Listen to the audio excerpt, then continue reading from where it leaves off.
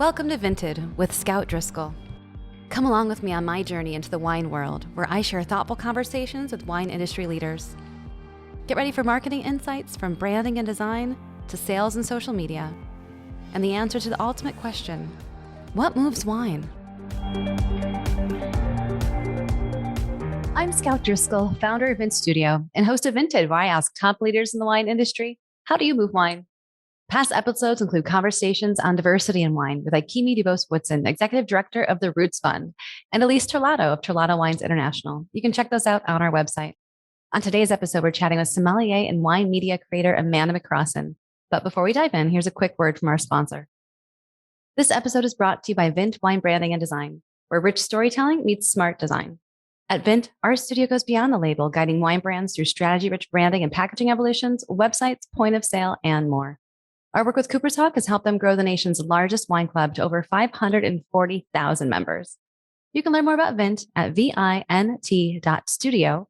And for a free label audit for your brand, email me at hello@vint.studio. So today's episode is all about TikTok. And for this deep dive, I am so excited to welcome Amanda McCrossin, certified sommelier, wine personality, and TikTok/Instagram/YouTube creator. She's under the handle Somm Vivant, and she was formerly the wine director at Press Restaurant in Napa Valley. Today, she's widely considered an expert in Napa Valley wine and regularly sought after for media appearances and speaking engagements, including the Aspen Food and Wine Classic and Premier Napa Valley. She's been featured by Food and Wine Magazine, Food Network, San Francisco Chronicle, and on the cover of Somm Journal, and most recently by Wine Enthusiast, who named her a Wine Star nominee for Sommelier of the Year. Amanda, welcome to the show. Hi, thank you so much. It's really good to be here.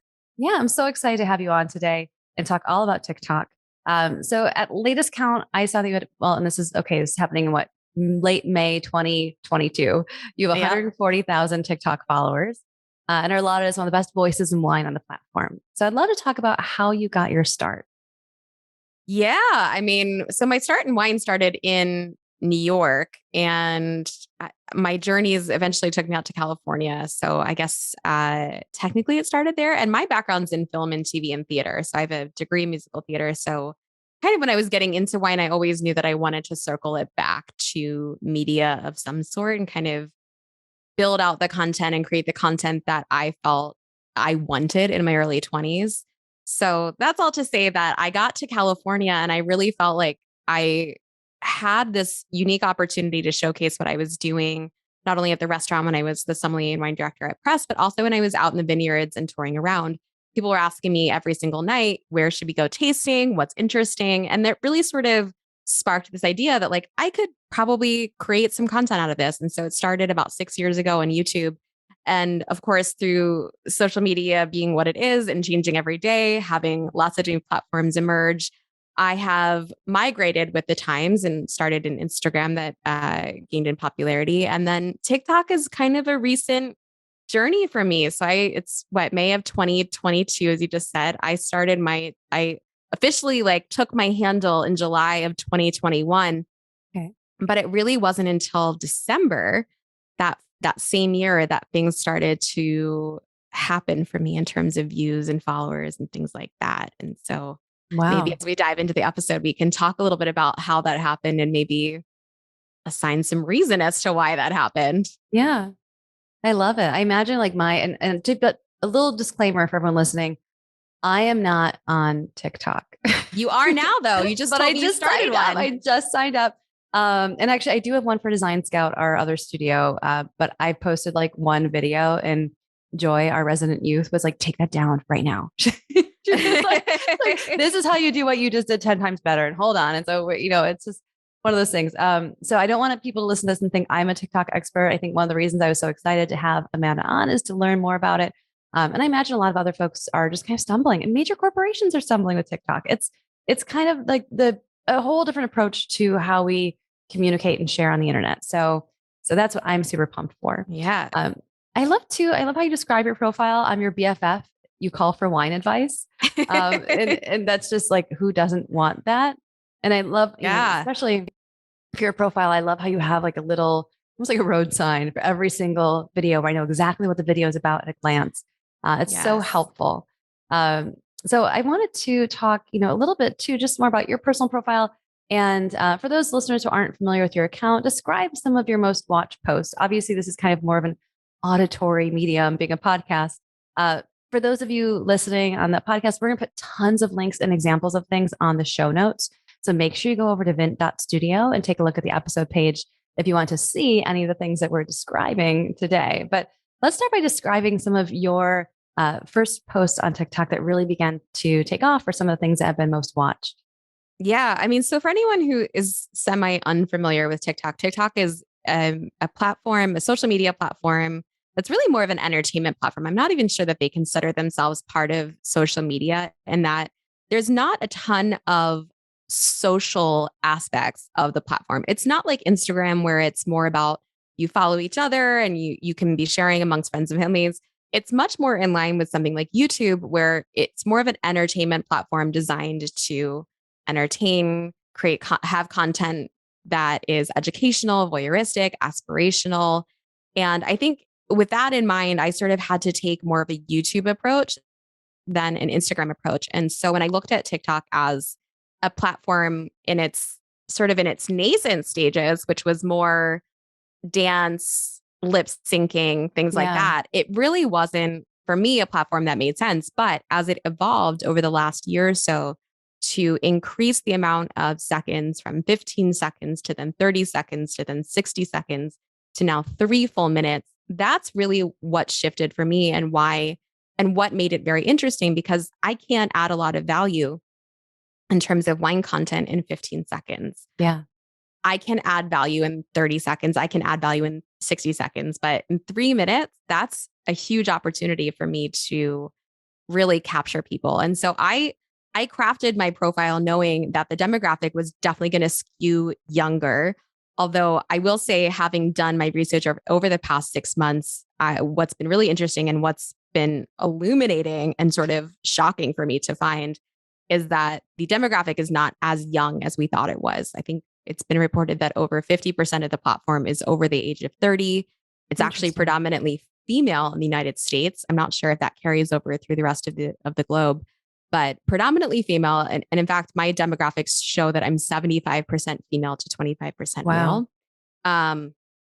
And so when I looked at that, I really wanted to take more of a casual approach, and what would people find that's valuable from my platform that maybe they're not finding in others. And so when I looked at my life and how I add value for others, this idea that like I am sort of the person that people call or DM or text or whatever for wine advice, like that seems sort of an obvious thing to put as my profile, more so than like, wine enthusiast nominated song. Like nobody cares, right? Like Let's talk about this 1967. Yeah, no one cares. Yeah. They just want to know like what's the cool rosé for the summer. And like, Yeah. I mean, ultimately people just don't want to be embarrassed around wine, right? Like they want to drink something delicious. They want to feel good about it. They want to feel like they haven't wasted their money. And so that's the kind of content that I wanted to put out there. And so the first couple of pieces of content that really, I think for me, that sparked it was, there's trends on TikTok, right? You have these like original sounds, right? And so there was this original sound that was like, it was like the best friend song. And it was just me sitting with a green screen behind me in a restaurant.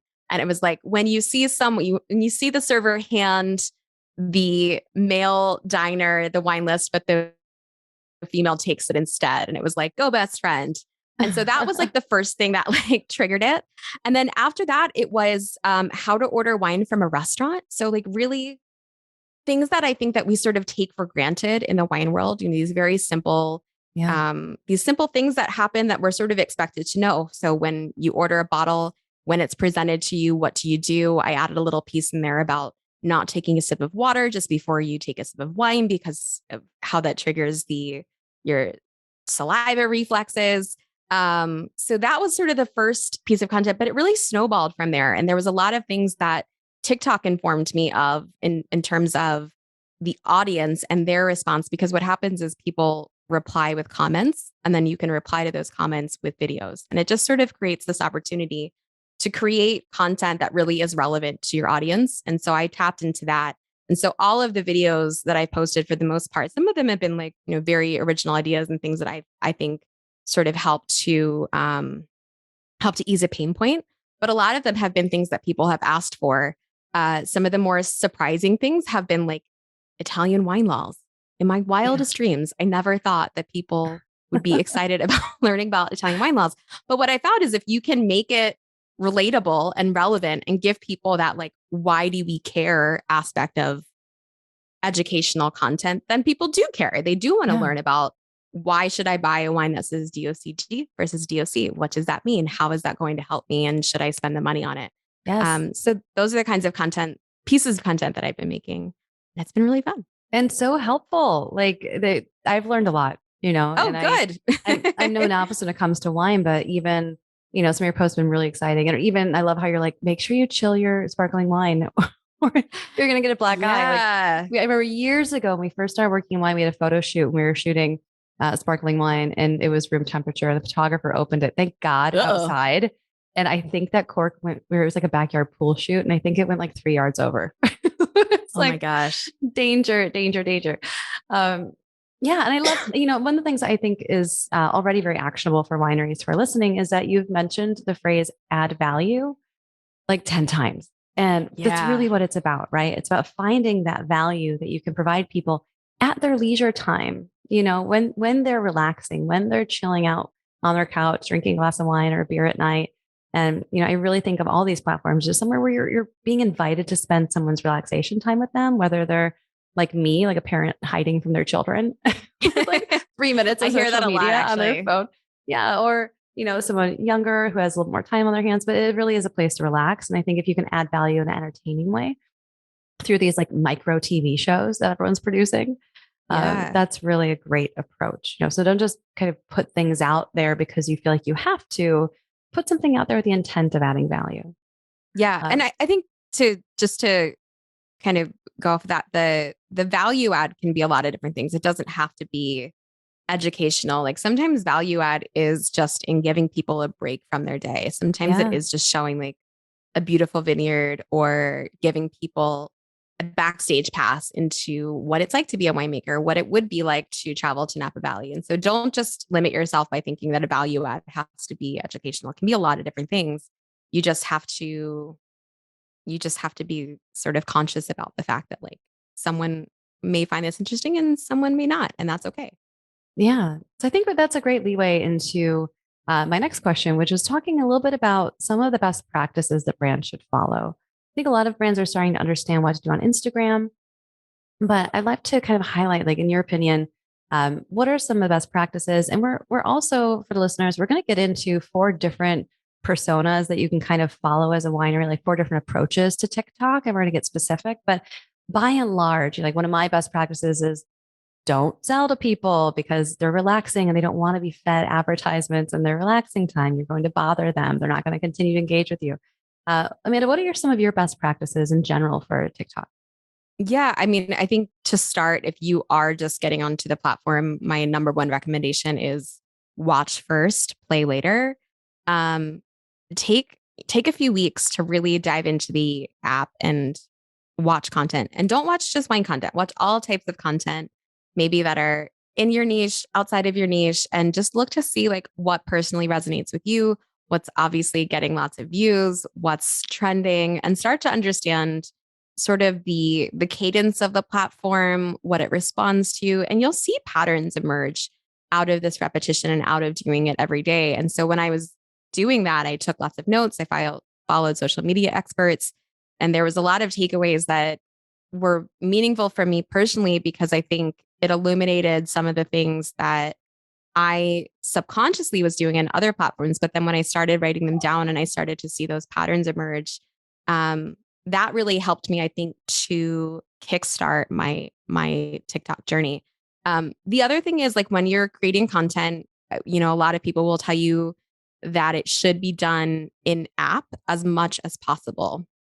So the reason for this, I think, is twofold. One, there is some thought that TikTok really favors content that's made in app because the algorithm is everything with TikTok. I mean, you really are beholden to what it decides to do with your content. Like you don't really get a say as to who it goes out to. So you've got your For You page and you've got your following page. So if someone is following you, then it will likely follow, it will likely pop up on their following page. But the For You page is really where you gain virality. That's where your videos get the most traction. And so you're always sort of competing for spots in the For You page. And so TikTok, that algorithm tends to favor content that is produced in app. And like I said, I think it's partly that reason, but also people really respond to less produced content on TikTok. Yeah. So this idea of a little bit more transparency, even more so than we were seeing with Instagram, more so than when we were seeing with YouTube. And so they kind of like this. They like seeing the same fonts. They like seeing some of the, the gifts that are on there, but they also like seeing this sort of like not super high production quality content. So that's one thing. The other thing that's really big is the hook. The hook is kind of everything. And as I was alluding to earlier, you're really competing for that spot on the For You page. And one of the ways that you get that is obviously by getting more people to watch your video. And as you're scrolling through the actual app, you only have like a split second, if that, to catch someone's attention. So you want to make sure that in that first second or so, you say something, you do something, or you write something that's going to pull people in, because you don't have another shot after it. Once that video's gone, it's kind of gone forever. We don't have the searchability function, in the way that you might with something like YouTube. So it's really important to make sure that you sort of capture that hook. And I think a lot of people that work in content, work in editorial, they'll understand that, like, it's that headline, it's that thing that makes you click. So you kind of have to keep your marketing cap on to create that hook and give people that why do we care moment. Why am I going to spend the next 30 seconds to 3 minutes learning about something that I maybe previously didn't care about before? So those are the three things that I would say are the most important. And then the other thing is community engagement. I mean, I think responding to comments is really important, really listening to what people are asking for, and making sure that they feel like they're part of something unique and something special. I think that is the case for any social media platform, any business in general. Like, you have to be community minded and thank your audience for being there and taking their time, but you also have to listen to what it is that they want as well. So that's been huge. And I think something that not a lot of people take advantage of on TikTok, maybe because it wasn't necessary before, but what I'm seeing is, like, the more that I can respond, the more that I can engage, the more likely people are to come back and keep revisiting content. Got it. Got it. That's great advice. I was wondering too, like, just as a lay woman watching TikTok, I feel like, so many of, I should say, like, many of our brands are very elegant, right? And especially in the wine Yes. world, like, wineries are very focused on preserving this sense of mystique or elegance or sophistication, certainly in higher, more premium wines. But it feels like TikTok, I mean, from an outsider point of view, like, honestly, like, and I'm 42 and I feel like I look at it sometimes, I'm like, oh, these young whippersnappers just like things that are so dumb, like, I'm like, oh God, like, there's just so much like dreck. So that I feel like there's this kind of instinct as a best practice to be as informal as possible and as loose and like less produced as possible. But then you have these wine brands that have these very strategic, very intentionally sophisticated brands. And so, how does one address kind of the crossing of a very formal brand or very luxury brand and this very informal, kind of jokey, playful, trend following environment? Yeah, I mean, I think you're tapping into something that we've struggled with as an industry for a long time, which is, are you a winery or are you a luxury brand, or are you both? Yeah. And I don't know that it's a territory that we've tackled well outside of TikTok. I don't think that we've pulled enough from other luxury sectors. But I will say, like, if Vogue can be on TikTok, so can the rest of the world. Right? Like, there's nothing so luxurious as Vogue, right? You think, like, obviously Anna Wintour is not getting up and posting her breakfast, maybe because she doesn't eat breakfast. I don't know. But like, she's not doing TikTok dances, but they're still posting really relatable, relevant content that's more of this other side of TikTok, which is voyeuristic, aspirational, and to some degree educational, because they're posting about brands that maybe we wouldn't necessarily get a behind the scenes look at, behind the curtain look at. So I think you can be yourself while still being sophisticated and classy and elegant. And listen, I I love to think of myself as like, I'm a girl from Philly. I didn't come up with a lot of like a hoi polloi and lots of wine. And I did not live a very fancy life, but I do consider myself to be a classy dame at the age of 35, right? And so you can still present yourself accordingly and still have a personality without having to dumb it down and not be yourself. I think it has to do with brand identity and understanding who you are and doing it with purpose and being yourself on the platform. And I think that's the case across the board. But I do understand it's a fine line to tread, but I do think it can be done. It just takes a vision at the core of your brand, and it takes an understanding of who you are and a willingness to show all aspects of what that entails. And so if you can look at that and you can understand that outside of the veil of social media and in particular TikTok, then you can execute that properly. So I think it starts with a marketing plan first. Yes. I feel like this is a bell I've been ringing for 6 months on this podcast. Yeah. And so much to anyone listening, like if you're really scratching your head as to how the culture and lifestyle of your wine brand comes to life in mediums like this, contact us, because that's really the strategy work that we do. And that we're not a social media team. Like I just told you, I'm not even on TikTok, but the roots of what Amanda's saying in terms of like, you should be able to have a broader foundation for your brand that you can like crack the door open just a little bit and have the authenticity shine through. If you don't know what that is, call me. Like that's exactly how we help our clients. Like really, and we do a lot of packaging design, but never without this deep dive into this brand strategy that we're talking about and how you communicate. So I think you're right. If you have an appropriate brand strategy in place, then there is opportunity to have a version of that strategy live in this little slightly less formal kind of medium. So yeah, I completely agree. It makes it easier to say yes or no to things, right? If you know where your boundaries are and you know what your ethos is, then it makes it easy to apply that across the board to all different sectors of marketing, because whether we like it or not, TikTok is not the end of the road. It may be the newest or the most exciting, but like in 5 years, we're going to have a new platform. I don't know what that is, but it will emerge and you need to be ready for it. And brands that can take the initiative early, that can capitalize on this blue ocean, are always going to win. If you're late to the game, which at this point we're still not for wine, you maybe are for other industries. This is still very much a territory that you can capitalize on and get great traction and audience and potentially sales out of as well. Yeah. When I was talking to Ed Fuchuk from Tank Garage Winery ages ago on the podcast, he was saying like, so why are you guys even on TikTok? And he said, the people who got on Instagram late were kicking themselves because it was the people who got on early who had those followers. And by the time we knew how to monetize Instagram, it was already too late for those new wineries. So he's like, let's just get on there, get the following, get the audience, understand the medium, and then we'll start monetizing it later. Yeah. If they even care about monetizing, because they're just way too cool for school. They are cool. I love them so much. But okay, so let's dig into some of these personas and some of these favorite accounts. These are not all winery accounts. I think it's great that you helped me pull some accounts that have a little bit of a different, genre or industry, so that folks can kind of see what other folks are doing. And again, for those of you listening on audio only, we're going to link to these accounts in our show notes, so you can take a look at that. And the first one is Bobbi Brown, which I came up with little subtitles for these. I'm going to call this one the Friendly Founder. Yes. So let's talk a little about Bobbi Brown and how she's the friendly founder and how wineries can use that to relate for their own profiles.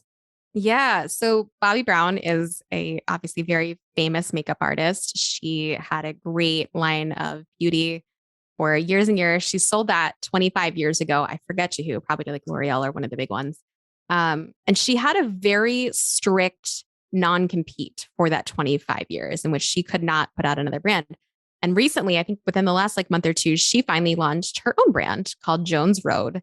And what I love about Bobbi is that she gets on, it's herself. She's unabashedly herself, which is, a very nice person, but definitely does not mince words when it comes to people with questions. I remember someone had asked, like, what's your favorite way to contour? And her response was like, I love makeup, but I want makeup to reflect you and not have it be this thing that you're trying to turn your face into something that it's not. But one of the things that she recently did that I really loved was, so this new makeup came out. And of course, TikTok has no shortage of beauty influencers. So of course, all the beauty influencers got a hold of this new Jones Road foundation. One of them had like taken a huge, like putty sized amount, like smeared it on their face. And they were like, this doesn't work. And she got on and kind of spooked it. And she was like, oh, I don't know why this isn't working. And it was great. And it was like, it was so relatable and laughable. And she didn't take the defensive. She just kind of like took it in stride. And to me, that was a perfect example of like when you have a founder that is very relatable, that can maybe talk to humans, because not everyone can. Um, when you have someone that I think has this friendly persona, use them, especially if they're willing to get out there and talk about, maybe if you've got a wine brand that has, such a deep connection with their audience, or maybe is struggling to find that, like your person at the top can often be that link. And I know for me personally, like I probably would have slept on Jones Road, but I love the fact that Bobby did that. Now I'm like, well, I really want to try this now because of her ethos, because of her mantra. But she believes in like more of a transparency when it comes to makeup. She wants makeup to look like skin. And like, I love that. To me, that was someone that I want to be. Now, on the opposite side of that, you have someone like Charlotte Tilbury, that is another beauty brand and sort of the opposite persona, still a friendly persona, friendly founder, but has much more of an electric vibrance to her. She's a little more out there. She's got a lot of exuberance. Like she's got this like joie de vivre that I love.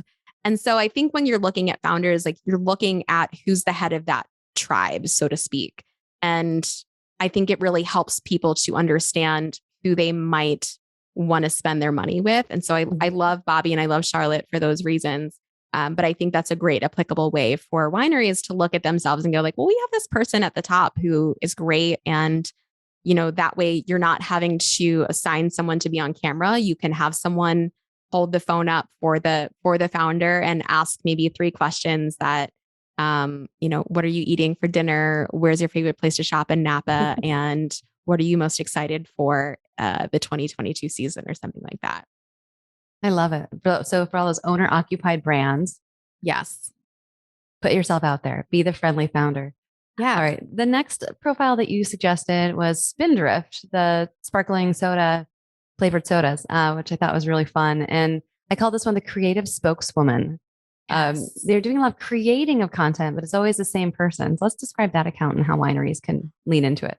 Yeah, well, I probably should back up because I think the one thing that I failed to mention is that TikTok tends to respond to faces on camera more so than not. So, you can definitely do like scenery and beautiful shots and everything, but it does tend to respond, especially now with like original sounds being such an of the moment thing. They do tend to respond to faces on camera. And so that's sort of why we picked some of these over some of these accounts. So I forget what you called it already, but the creative spokeswoman. The creative spokeswoman. Okay. So the creative spokeswoman, Spindrift is the sparkling water, flavored sparkling water, right? Just a little juice, little sparkling water. They've always had like a really fun Instagram. And I love to see how it's translated on TikTok, but they have a person in-house. I don't know if it's all she does, but she is dedicated to doing their TikTok. And what she does is behind the scenes. So she is the face of Spindrift for TikTok. And what she does is kind of goes around the office. When there's a new flavor coming out, she does a lot of like teasers.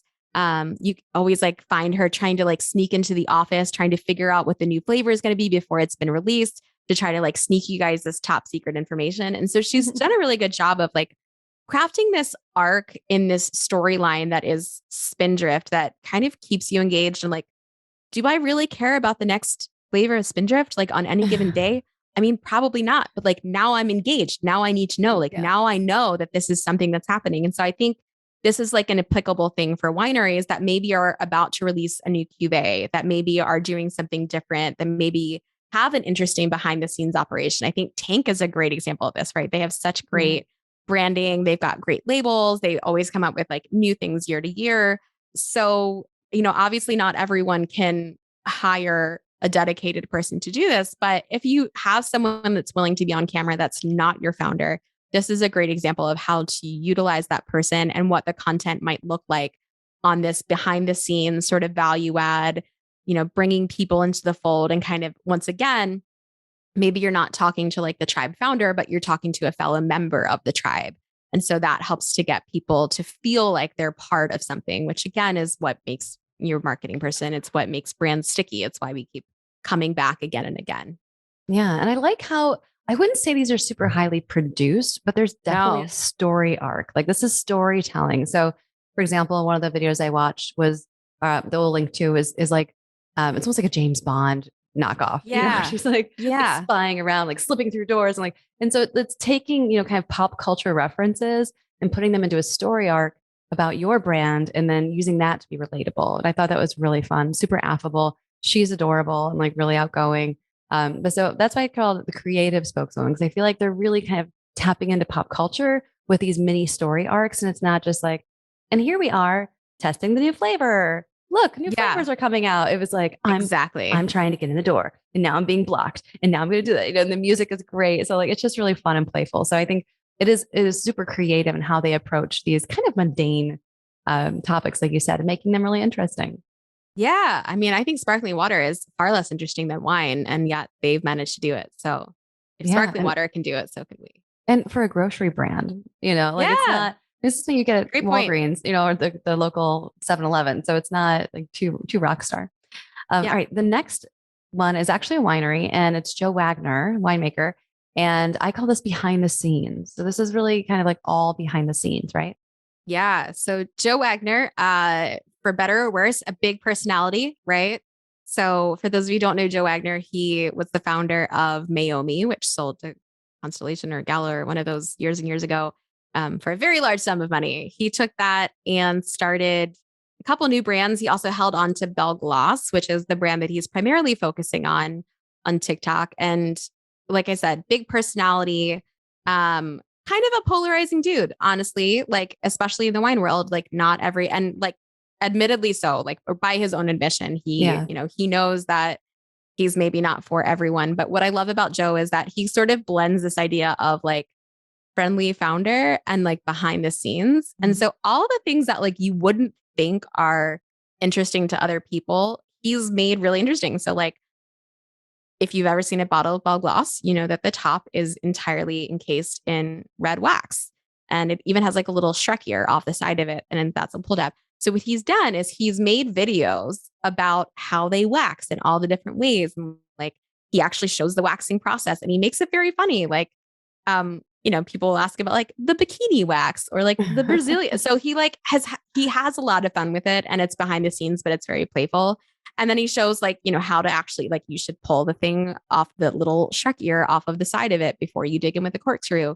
He shows people the inside of a barrel and shows all the lees. So, that like kind of murky, gross stuff that the Chardonnay sits on. He has like this clear barrel to show that. So he's showing it, but he's showing it in a way that still shows personality. And he also adds value to, once again, let people know why they should care. Like, why is this interesting to you guys? Why would you care about, seeing a Chardonnay barrel with lees? So again, like this combination of founder and behind the scenes, putting those two things together, I think is a winning combination that's clearly working for him, because he's got, I think, over 100,000 followers and millions of views. Yeah. And I like that he's a great example of how your TikTok can kind of start to run on autopilot, because most of his videos are actually responses to other videos. So, someone said like he showed a video of dipping in the wax, and they show how they get the shine on that wax on the neck by heating it with a blowtorch. And someone was like, hey, doesn't that heat up the wine? Isn't that not good? And so the next video was, I'm putting a thermometer in the cork of the wine. I'm going to show you how it doesn't get hot. Or like, there's something else about, smelling the wine as it's in production. And they're like, well, how do you get to the top rack? And he's like, hold on, here's a video of me climbing to the top of the rack to get into those top barrels. So it seems like a very snowbally effect. And where you might think that you might have to produce, come up with 100 ideas for TikTok videos, you might have to come up with 10 and then just let the rest be responses. So these behind the scenes kind of approaches to TikTok can be actually really, in my opinion, I think probably easier to execute, because it's a lot of responding to your viewers. Totally. And this is sort of what I was alluding to earlier when we were talking about my start. And it was the kickstart for me was, a couple of videos that were good ideas, so to speak. They clearly resonated with the algorithm or the people on the platform. But it was these questions that I responded to with videos that I think really helped to further build that snowball. Because if essentially what's happening is like it's looking for your core audience and then it's looking for like-minded audiences outside of that. The algorithm is constantly searching for, lots of different people that could live in your ecosystem. So the responding to these comments lets the algorithm know that, hey, you can put it out to these same people again, but hey, let's also try this other subsection of maybe like-minded audience. And so that's this, like, responding to comments is huge. And then also when you're thinking about coming up with ideas, it's not as overwhelming as you might think. Yes, it may take 2 to 3 hours to execute in a day, depending on what you're actually doing. But the actual like ideation of things isn't quite as in depth as people may have you believe. And the other thing that I also want to point out with his stuff is like, it's never very salesy. Like he's never trying to sell the wine. If anything, it's just like, I think he's just building a community. And I think that's what's been a very strong, I think people like that. I think people like this idea that they can learn about wine and they don't feel like they're being sold to, but like, you better believe that if they're in Total Wine next week and they see a bottle of Belle Glace, especially with like, they just came out with these pride colors, like they're probably going to buy it, right? Because like now they know Joe and he's like an exciting guy for them. Yeah, that little bit of access, right? Totally. That's amazing. I think too, from a user perspective, like if I see you as a producer are responding to someone else's comment, it makes me more likely to want to respond to someone, like to ask a question too. It's exactly. Like I'm more engaged when I think, oh, I can enter the sweepstakes of asking something and maybe she'll do a video of mine. Like, yeah, how exciting. So it's just this very self-feeding kind of drive. Yeah, people do get excited about that. And I do get comments that are like, please use my comment as like the respond to one. So there is sort of a competition of sorts that goes on with that. I'm going to respond to all of your videos. Show me the one where you're picking your nose. Yeah. Great. Every day. I'm going to go on a campaign. No. Okay. So the last winery or last profile that we're going to highlight that we do recommend following in their footsteps is, as we mentioned before, Tank Garage Winery up in Calistoga. And I'm calling this one Come Along With Us. They have a little bit of variation in their content, but it seems like a lot of it is like a day in the life or part of our experience where we are. So tell us a little more about Tank.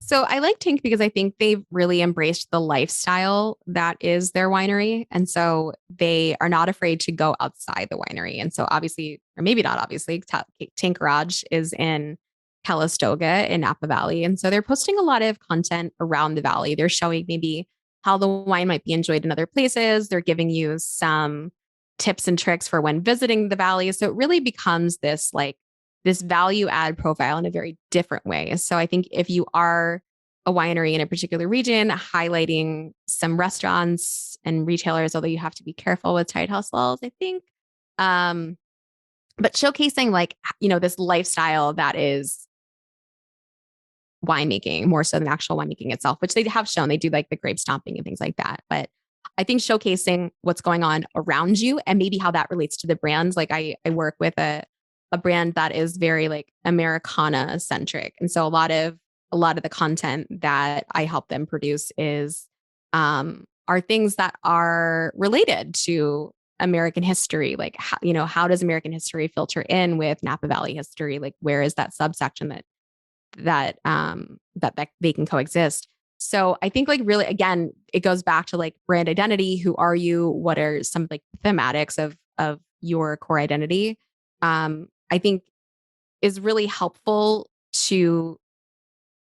it's really helpful when you're trying to come up with content that's maybe adjacent to the wine content that you're putting out. And I think Tank's done a great job of creating a lot of value add with, also being very playful. Yeah. Thinking about that broader, we call it like a culture map, right? Like your brand it's not just your brand, it's the culture that surrounds your brand. So, with Tank, I mean, to me, that's all the things that are on their packaging, but it's like, it's motorbike culture. It's, rap culture. It's about, softcore porn culture. Yeah. Like, there's just all these like pieces that kind of build out a broader culture that gather the people who are interested in that kind of brand. So like we often recommend for wineries, like build out your culture map. Think of like, if your brand was a person, what albums does it own? What hobbies does it have? What is it drinking? Where is it going out to eat? who is following on Instagram. Like just think of your brand as that like living, breathing personality. And I think Tank does such a great job of that and connects with people coast to coast who believe in that kind of counterculture element, you know. And like Mm-hmm. I love Tank. I can barely skateboard. I don't listen to much hip hop. like there's just so many Right. things where, but it's a fantasy, right? It's like, oh But a yeah, girl can dream. I'm super edgy. I have a lot of tattoos. Just kidding. Yeah. But yeah, it's just really fun to be part of that and to lean into that a little bit. I feel that way about Yeti. I couldn't care less about like, Yes. you know, like a cooler, but like when it comes down to it, I want to be part of that culture. Like Yes. it's so aspirational for me, even though I don't want to hike or boat or do any of the things that they're doing. Like again, like a girl can dream. Like I Yeah. dream of being that person, like that alter ego. And so I like buying their products because it makes me feel like I may be part of that in some way. Yeah. Yeah. Also, their can koozies keep your beer cold for like a decade. They're Listen, so good. this is Oh, yeah. those of you listening. I literally have like the Yeti wine tumbler. Yes. And I just posted about this on TikTok because I pack these when I go on like vacations to hot Yeah. spots.